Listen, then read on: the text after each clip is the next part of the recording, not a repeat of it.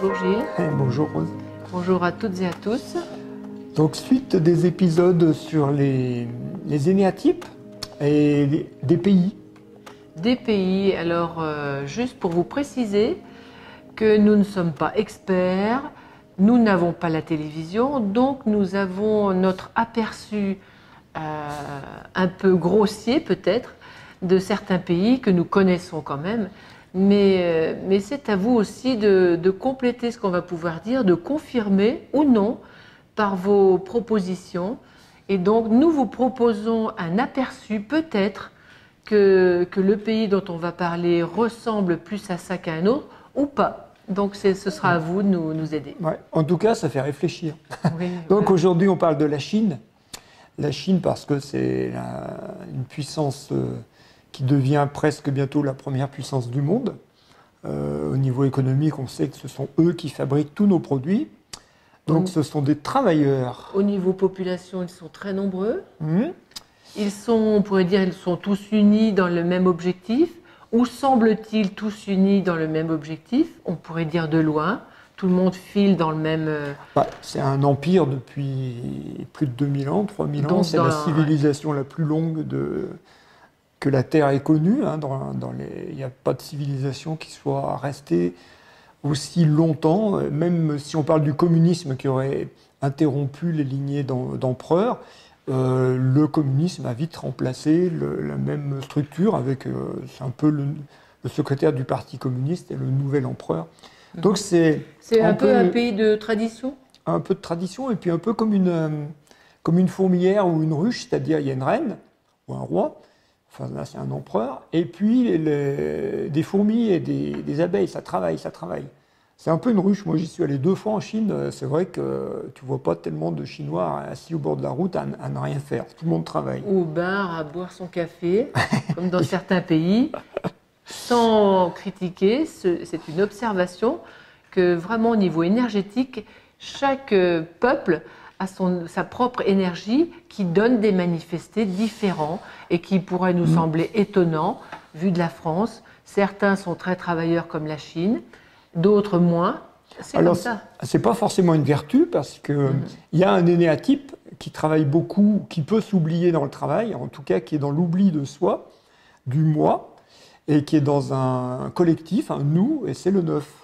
L'énéatype 9. Oui, et donc le 9, quand on parle de cet oubli de soi et du nous, c'est pas du tout une vertu, comme tu dis Gilles, c'est plutôt un ego, une personnalité, un personnage qui va se jouer comme ça en s'oubliant, alors que d'autres seront très égoïstes, c'est pour moi, je veux réussir.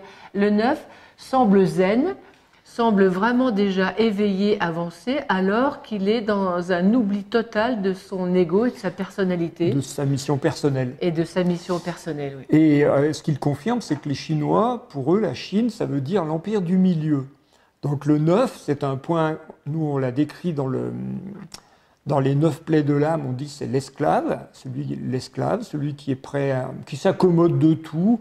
On le dirige, il dit oui, il ne veut pas se braquer, il n'aime pas les conflits, il est assez conventionnel et il n'est pas très sexué, il n'est pas très polarisé, c'est-à-dire qu'il reste au milieu, il n'est pas très yang, pas très yin, ni pour ni contre, quoi.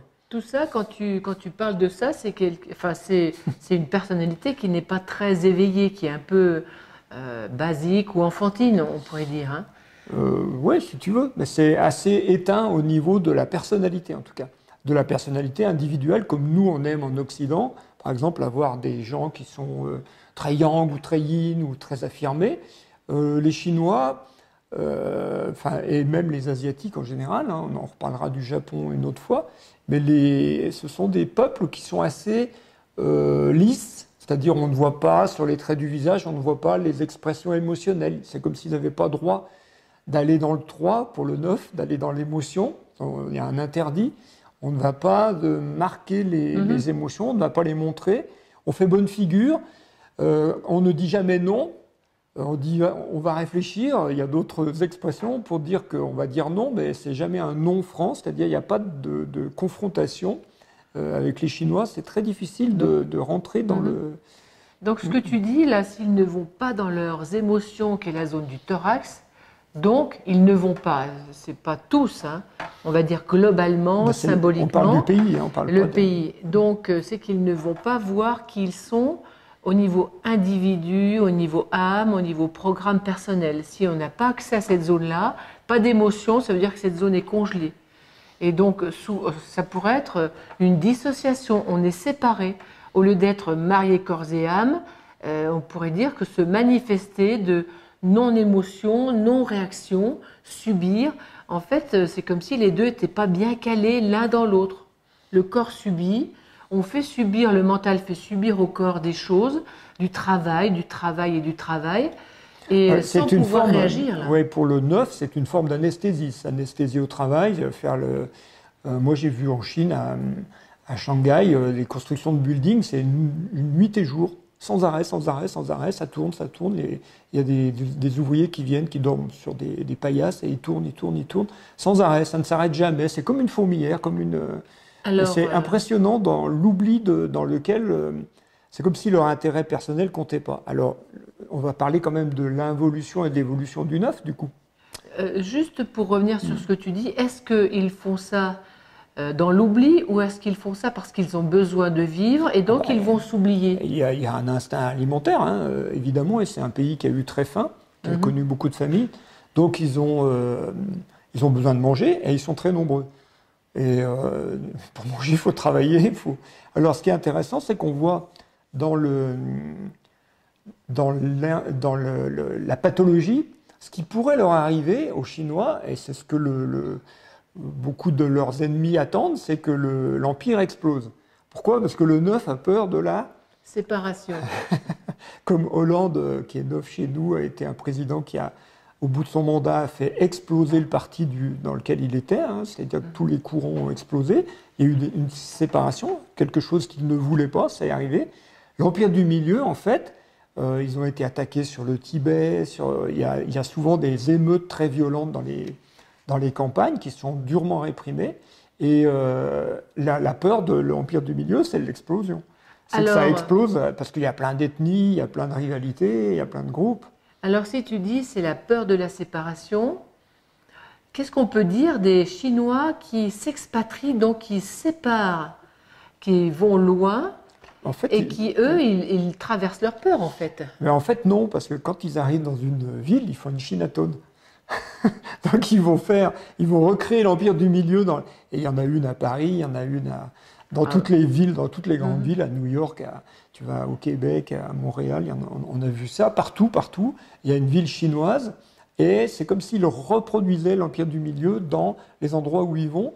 Et effectivement, à Paris, par exemple, il paraît, je ne sais pas si c'est vrai, qu'on ne sait pas ce qui se passe dans la Chinatown.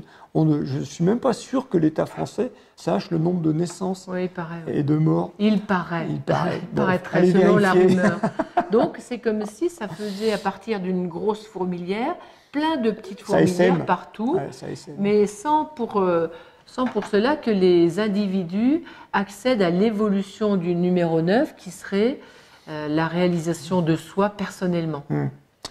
Oui, alors bon, parce qu'il faut quand même être assez lucide sur l'état de la planète. Il n'y a pas tellement de pays évolués, même si on dirait que certains pays vont mieux que d'autres. C'est quand même pas une franche évolution par rapport à l'énéatype duquel ils sont sortis. Mais quand même, on voit quelque chose. Moi, j'ai vu quelque chose entre les... J'y suis allé la première fois en 1994, il n'y avait que des vélos, il n'y avait pas le progrès, comme on dit.